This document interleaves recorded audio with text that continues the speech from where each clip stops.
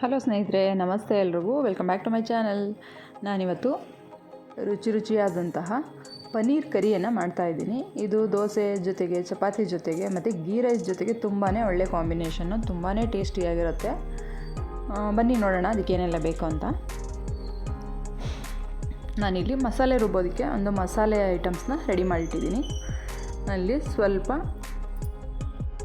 ಚಕ್ಕೆ, ಮೆಣಸು ಮತ್ತು ಒಂದು 3 ಸ್ಪೂನ್ ಆಗುವಷ್ಟು ಹುರಿಗಡಲೆ, ಒಂದು 6 ಹಸಿಮೆಣಸಿನ್ಕಾಯಿ, ಕೊತ್ತಂಬರಿ ಸೊಪ್ಪು, ಪುದೀನ, ಸ್ವಲ್ಪ ಗೋಡಂಬಿ ಮತ್ತು 2 ಈರುಳ್ಳಿ, ಸ್ವಲ್ಪ ಬೆಳ್ಳುಳ್ಳಿನ ಬಿಡಿಸಿ ಇಟ್ಕೊಂಡಿದ್ದೀನಿ.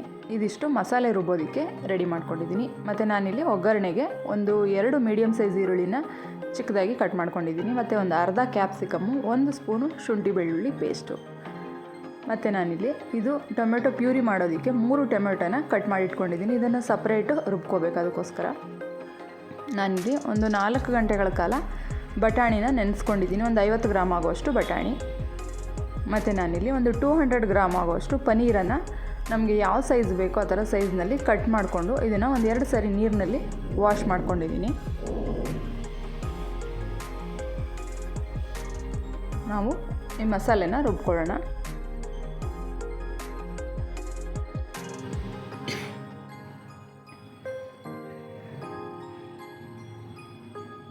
ಇದಕ್ಕೆ ಸ್ವಲ್ಪ ನೀರನ್ನು ಸೇರಿಸಿ ಚೆನ್ನಾಗಿ ಇದನ್ನು ಪೇಸ್ಟ್ ಮಾಡ್ಕೋಬೇಕು.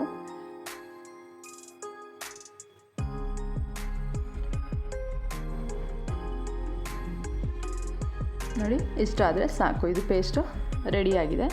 ಮತ್ತು ನಾನಿಲ್ಲಿ ಟೊಮೆಟೊನ ಸಪ್ರೇಟಾಗಿ ಟೊಮೆಟೊ ಪ್ಯೂರಿನ ಮಾಡ್ಕೊಂಡಿದ್ದೀನಿ.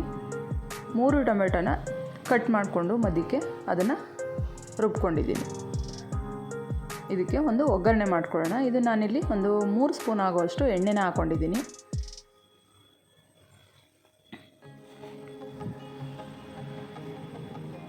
ಮತ್ತು ನಾನಿಲ್ಲಿ ಕಟ್ ಮಾಡಿ ಇಟ್ಕೊಂಡಿದ್ನಲ್ವ 3 ಮೀಡಿಯಮ್ ಸೈಜ್ ಈರುಳ್ಳಿನ ಚಿಕ್ಕದಾಗಿ ಕಟ್ ಮಾಡ್ಕೊಂಡಿದ್ದೆ, ಅದನ್ನು ಕೂಡ ಸೇರಿಸ್ಕೊತಾ ಇದ್ದೀನಿ.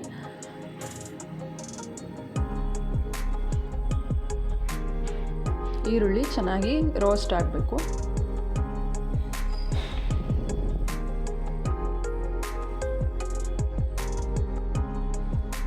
ಇದಕ್ಕೆ ಎಣ್ಣೆ ಜೊತೆ 1 ಸ್ಪೂನ್ ಬೆಣ್ಣೆ ಕೂಡ ಸೇರಿಸ್ಕೋಬೋದು, ಚೆನ್ನಾಗಿರುತ್ತೆ ಟೇಸ್ಟು. ನಾನಿಲ್ಲಿ ಕ್ಯಾಪ್ಸಿಕಮನ್ನು ಕ್ಯೂಬ್ಸ್ ಆಗಿ ಕಟ್ ಮಾಡಿ ಅದನ್ನು ಹಾಕ್ಕೊಂಡಿದ್ದೀನಿ. ಮತ್ತು 1 ಸ್ಪೂನ್ ಆಗೋಷ್ಟು ಶುಂಠಿ ಬೆಳ್ಳುಳ್ಳಿ ಪೇಸ್ಟು. ಶುಂಠಿ ಬೆಳ್ಳುಳ್ಳಿನ ನಾವು ರುಬ್ಬೋದಕ್ಕೂ ಹಾಕ್ಕೊಂಡಿದ್ದೀವಿ. ಮತ್ತು ಇದನ್ನು ಪೇಸ್ಟ್ ಹಾಕೋದ್ರಿಂದ ಎಕ್ಸ್ಟ್ರಾ ಫ್ಲೇವರ್ ಬರುತ್ತೆ, ಟೇಸ್ಟ್ ಕೂಡ ತುಂಬ ಚೆನ್ನಾಗಿರುತ್ತೆ. ನೋಡಿ, ಇದೆಲ್ಲ ಬಾಡಿಸ್ಕೊಂಡಿದ್ದಾಗಿದೆ.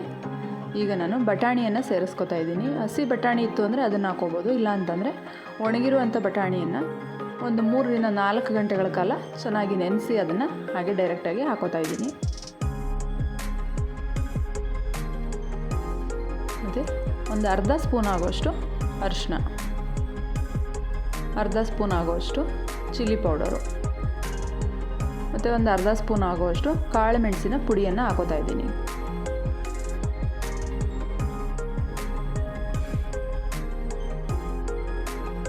ಇದಿಷ್ಟನ್ನು ಹಾಕಿ ಮಸಾಲೆ ಪುಡಿಗಳೆಲ್ಲ ಸ್ವಲ್ಪ ಫ್ಲೇವರ್ ಚೇಂಜ್ ಆಗೋ ತನಕ ಚೆನ್ನಾಗಿ ಇದನ್ನು ಹುರ್ಕೋತಾ ಇದ್ದೀನಿ. ಹಸಿ ವಾಸನೆ ಎಲ್ಲ ಹೋಗೋವರೆಗೂ ಇದನ್ನು ಒಂದೆರಡು ನಿಮಿಷ ಮೀಡಿಯಮ್ ಊರಿನಲ್ಲಿಟ್ಟು ಫ್ರೈ ಮಾಡ್ಕೊಂಡಿದ್ದೀನಿ. ನಾನಿವಾಗ ಇದಕ್ಕೆ ನಾವು ರುಬ್ಕೊಂಡಿದ್ವಲ್ವ ಮಸಾಲೆಯನ್ನು ಹಾಕೋತಾ ಇದ್ದೀನಿ. ಮಸಾಲೆ ಎಲ್ಲನೂ ಹಸಿಯಾಗೇ ಇರೋದ್ರಿಂದ ಅದನ್ನು ಚೆನ್ನಾಗಿ ಒಂದು 2 ಅಥವಾ 3 ನಿಮಿಷ ಚೆನ್ನಾಗಿ ಅದನ್ನು ಹುರ್ಕೋಬೇಕು. ಮತ್ತು ಟೊಮೆಟೊ ಪ್ಯೂರಿ ಮಾಡ್ಕೊಂಡಿದ್ನಲ್ವ ಅದನ್ನು ಕೂಡ ಸೇರಿಸ್ಕೊಂಡಿದ್ದೀನಿ.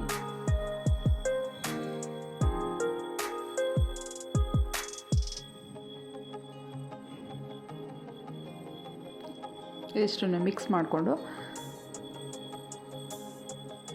ಒಂದು 2-3 ನಿಮಿಷ ಇದನ್ನು ಚೆನ್ನಾಗಿ ಕುದಿ ಬರಬೇಕಿದು. ಮಸಾಲೆ ಎಲ್ಲ ಹಸಿ ವಾಸನೆ ಎಲ್ಲ ಹೋಗಿ ಚೆನ್ನಾಗಿ ಒಂದು ಕುದಿ ಬರಬೇಕು. ಅಲ್ಲಿವರೆಗೂ ಒಂದು ಪ್ಲೇಟ್ನ ಕ್ಲೋಸ್ ಮಾಡಿ ಇದನ್ನು ಒಂದು 2-3 ನಿಮಿಷ ಬೇಯಿಸ್ಕೊಂಡಿದ್ದೀನಿ. ನೋಡಿ, ಇವಾಗ ರೆಡಿಯಾಗಿದೆ. ಮಸಾಲೆ ಎಲ್ಲ ಬೆಂದು ಅದು ಎಣ್ಣೆ ಜಿಡ್ಡಿನ ಅಂಶ ಎಲ್ಲ ಬಿಟ್ಕೊಂಡಿದೆ. ಇವಾಗ ನಾನು ಇದಕ್ಕೆ ರುಚಿಗೆ ತಕ್ಕಷ್ಟು ಉಪ್ಪನ್ನು ಹಾಕೋತಾ ಇದ್ದೀನಿ. ನಾನಿಲ್ಲಿ ಕಲ್ಲುಪ್ಪನ್ನು ಹಾಕೋತಾ ಇದ್ದೀನಿ.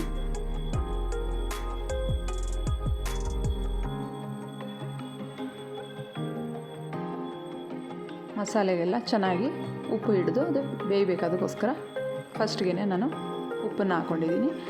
ಮತ್ತು ನಾನಿವಾಗ ನಾವು ಕಟ್ ಮಾಡಿ ಇಟ್ಕೊಂಡಿದ್ವಲ್ವ ಪನ್ನೀರನ್ನು ಇದಕ್ಕೆ ಸೇರಿಸ್ಕೊತಾ ಇದ್ದೀನಿ. ನಾನಿದನ್ನು ಗೀ ರೈಸ್ ಜೊತೆಗೆ ಕಾಂಬಿನೇಷನ್ ಆಗಿ ಮಾಡ್ಕೊಂಡಿದ್ದೆ. ತುಂಬಾ ಚೆನ್ನಾಗಿತ್ತು ಟೇಸ್ಟು. ನೀವು ಚಪಾತಿ ಪೂರಿ ಯಾವುದ್ರ ಜೊತೆಗೆ ಬೇಕಿದ್ರೂ ಇದನ್ನು ಮಾಡ್ಕೋಬೋದು. ತುಂಬ ಚೆನ್ನಾಗಿರುತ್ತೆ, ತುಂಬ ಸಿಂಪಲ್ ಕೂಡ, ಬೇಗನೆ ಆಗೋಗುತ್ತೆ. ನೀವು ಕೂಡ ಟ್ರೈ ಮಾಡಿ. ನಾನು ಗೀ ರೈಸ್ ರೆಸಿಪಿನ ಹಿಂದಿನ ವೀಡಿಯೋದಲ್ಲೇ ತೋರಿಸಿದ್ದೀನಿ, ಅದಕ್ಕೋಸ್ಕರ ಶೇರ್ ಮಾಡಿಲ್ಲ.